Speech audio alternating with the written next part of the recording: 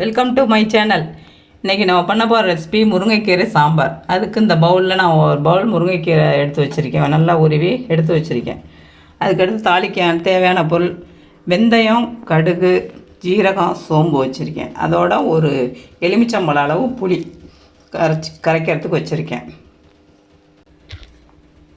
இப்போ இந்த ஒரு பவுலில் துவரம்பருப்பு எடுத்து வச்சுருக்கேன். துவரம்பருப்பு, கொஞ்சம் பெருங்காயம், இந்த ஒரு வெங்காயம், ஒரு தக்காளி போட்டு குக்கரில் இப்போ வேக வச்சுருவோம். இப்போ குக்கரில் துவரம்பருப்பு, தக்காளி, வெங்காயம் போட்டதை வேக வச்சுட்டேன். இப்போ திறந்து பார்ப்போம்.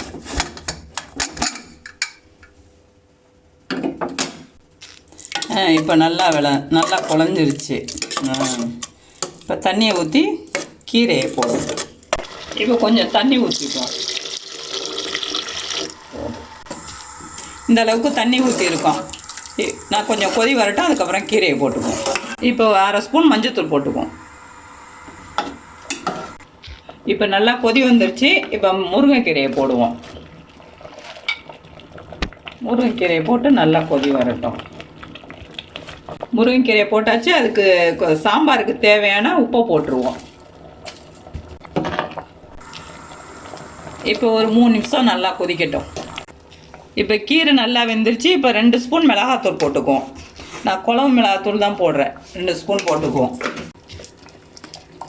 மிளகாத்தூள் போட்டு நல்லா கொதிச்சிருச்சு. இப்போ புளிக்கரைசலை ஊற்றுவோம். நல்லா கலக்குவோம். இது எந்த காயும் இல்லை, இது காய் இல்லாமல் வெறும் முருங்கைக்கீரையில் தான் பண்ணுறோம்.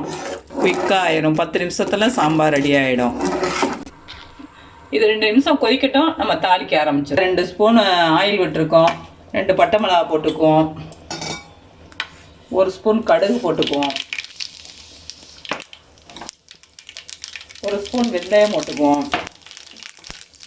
இப்போ அரை ஸ்பூன் சோம்பு போட்டு இப்போ வெங்காயம் போட்டுக்குவோம்.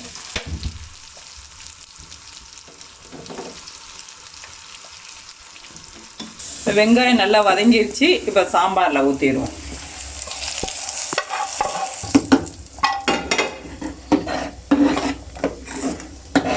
தாளித்து போட்டாச்சு. இப்போ ஸ்டவ் ஆஃப் பண்ணிடுவோம். முருங்கைக்கீரை சாம்பார் ரெடி ஆகிடுச்சு. வாரத்துக்கு 2 தடவை முருங்கைக்கீரை இந்த மாதிரி சாம்பார் வச்சு சாப்பிட்டிங்கன்னா ரொம்ப நல்லது. ட்ரை பண்ணுங்கள். Thank you. Tell me pretty lies, look me in the face, tell me that you love me.